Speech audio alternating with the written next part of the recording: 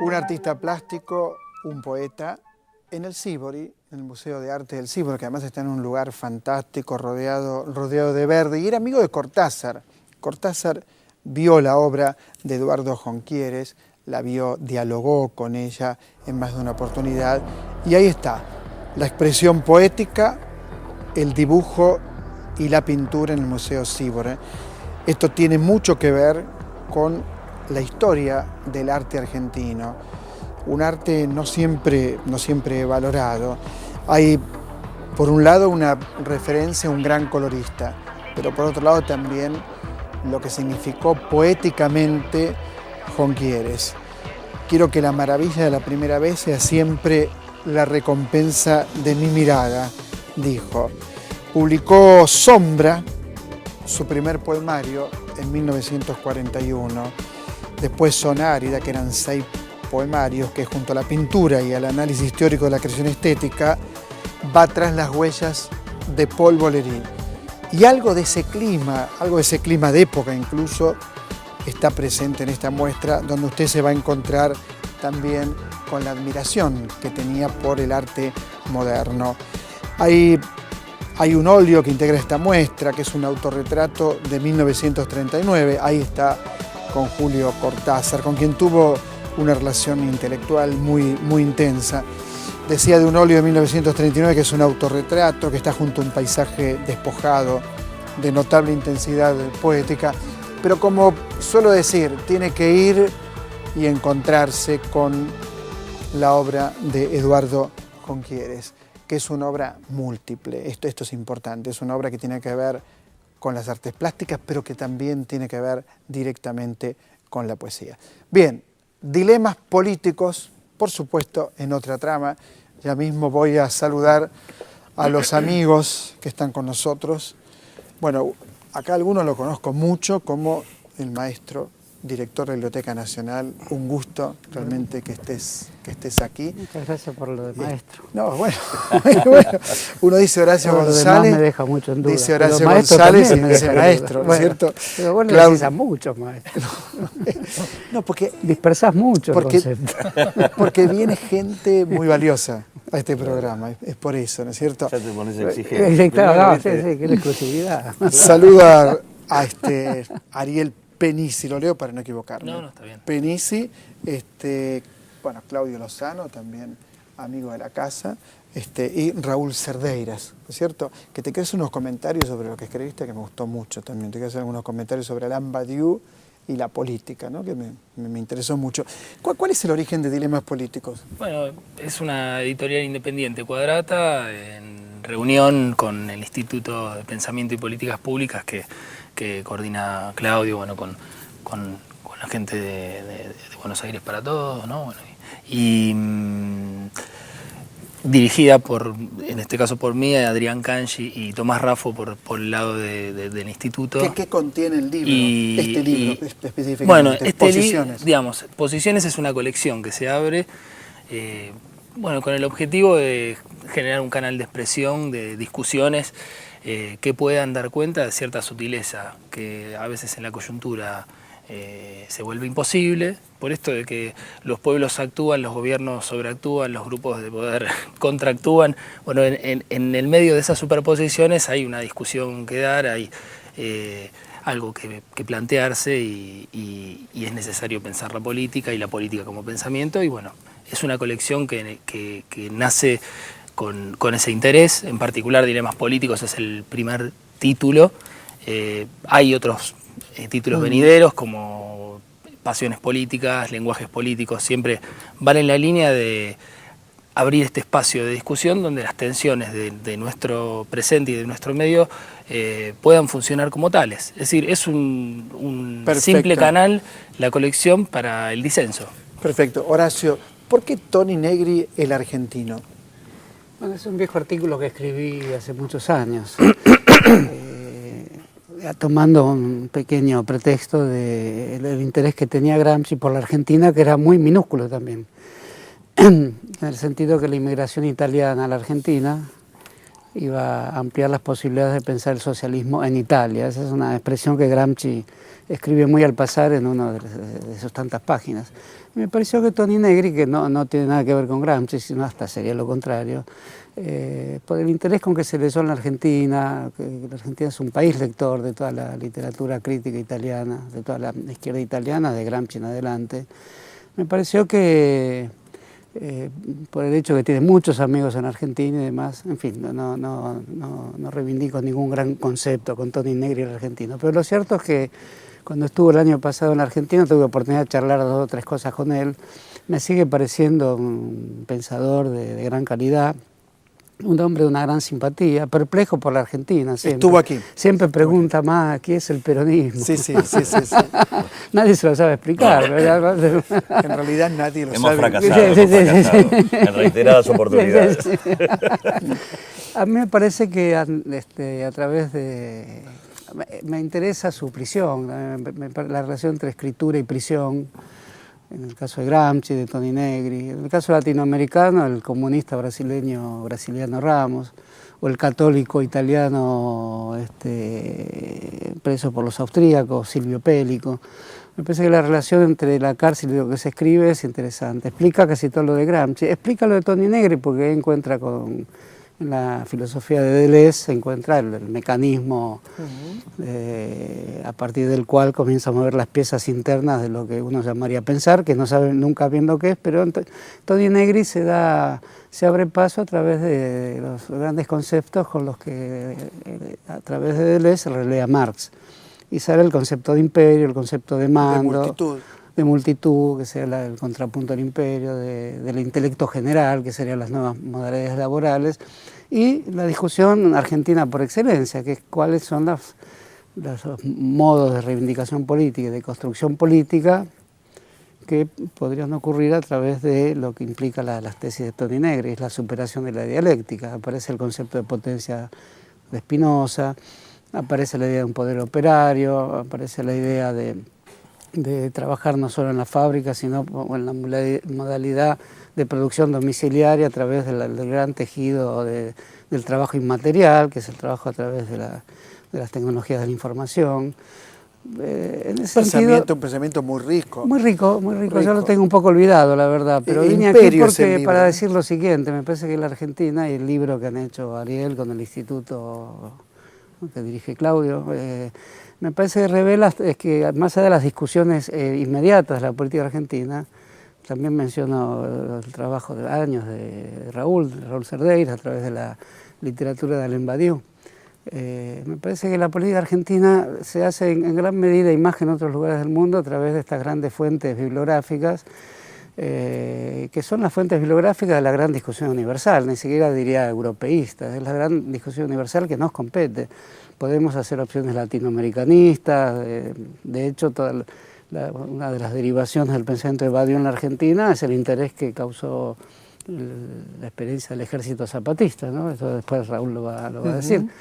Pero pronto, lo que te quiero decir con esto, que también hay un instituto ANAREN, que es de una fuerza política, a mí personalmente no me interesa, pero con todo esto quiero decir que todos los grandes textos universales, que no hay que abandonar, aparecen en la Argentina o constituyendo grupos políticos, o auxiliando la discusión política, o generando grupos de mayor o menor fidelidad con ese pensamiento filosófico que implica la visita de quien lo ha promovido de una manera excepcional a Buenos Aires, como el caso de Badiou, que viene mucho a Buenos Aires y tiene también sus amigos y lectores. Raúl tradujo Serie Acontecimiento, que es un libro excepcional. Tuvimos a Badiou acá en televisión hace muy poco.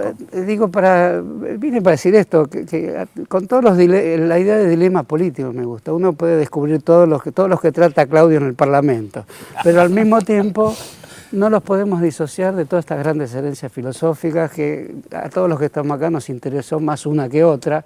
Yo soy un viejo gramsciano, ya avisé que yo estoy por jubilarme gramscianamente. Como gramsciano. Pero todo lo demás lo leí, todo me interesó, todo lo conozco y olvidé un poco también. Y de todos incrusté en mi lenguaje un conjunto de palabras que uso desordenadamente, pero sin las cuales uno no podría hablar de política argentina, ¿no? Claudio, construcciones políticas. ¿Qué es ese concepto hoy? ¿Qué significa ese concepto hoy?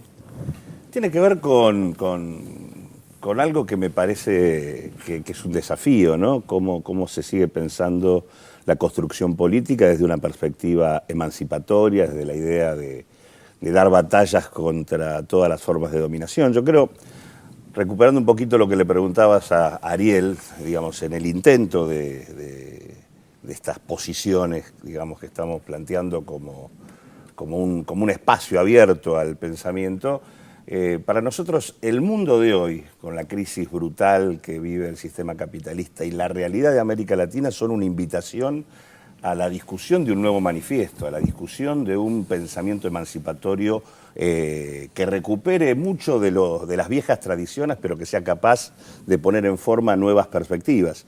Y en este sentido, digamos, también tiene que ver con intervenir en la coyuntura para tratar de por ahí corrernos a veces de dicotomías que suelen ser estériles, ¿no?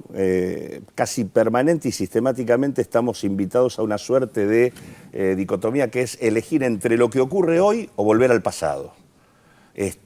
Tratando como de anularnos la posibilidad de tener un pensamiento crítico sobre lo que ocurre. Y la verdad que creemos que hay muchas condiciones como para abrir el espacio de debate. Creemos que estamos en un momento en este sentido sumamente importante y en ese plano hay una serie de discusiones en el terreno de la construcción política que son muy importantes, que recuperan el debate que plantea Badiou y que viene trabajando Raúl desde hace tiempo. Digo, para nosotros el tema de la relación entre la política y el Estado es un tema clave, el tema de si tiene que seguir teniendo el centro en el ocupamiento de la institucionalidad existente o la perspectiva es otra.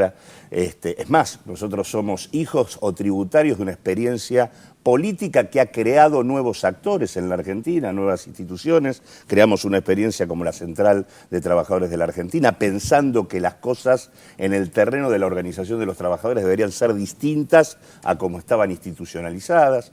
El tema de corrernos de la idea programática de la política es otro tema fundamental, ¿no? No una idea programática, sino la política asociada a cómo democratizar la decisión. Hay un conjunto de cosas que para nosotros tienen que conmover un poquito el territorio de la discusión para no repetir siempre lo mismo. Raúl Cerdeira, me impactó tu artículo porque yo vengo leyendo a Badiou modestamente y muy humildemente, y de pronto te preguntás si es un acontecimiento el kirchnerismo. Por supuesto que lo es, desde lo que yo pienso, pero me gustaría escucharte a vos y esta relación que haces, este análisis que haces entre el acontecimiento y el advenimiento del kirchnerismo. Claro, yo pienso que el kirchnerismo es efecto, quizás, de un acontecimiento. No lo es él precisamente. Claro. Esto es lo que quise decir, ¿no? Es efecto, es efecto de un acontecimiento, pero un acontecimiento desde la perspectiva donde yo me ubico, es siempre el momento a partir del cual se abren posibilidades en una determinada situación, y en este caso se trata de la situación política, es el momento en donde nuevas posibilidades entran en lugares en donde si eso no hubiera irrumpido, esos temas quedaban bajo tierra. Entonces, nosotros pensamos, cuando digo nosotros, es porque yo no estoy solo en esta empresa, y formo parte de un grupo que lleva el nombre de Acontecimiento, y debo mucho a la discusión con mis compañeros. Nosotros entendemos que acá, en nuestro país, a partir de todo el proceso de luchas contra el menemismo y el neoliberalismo, se culmina finalmente en lo que fue el 19 y 20 de diciembre. Y nosotros estamos muy tentados en decir eso ha sido un acontecimiento porque ahí se han dado por primera vez situaciones políticas absolutamente inéditas.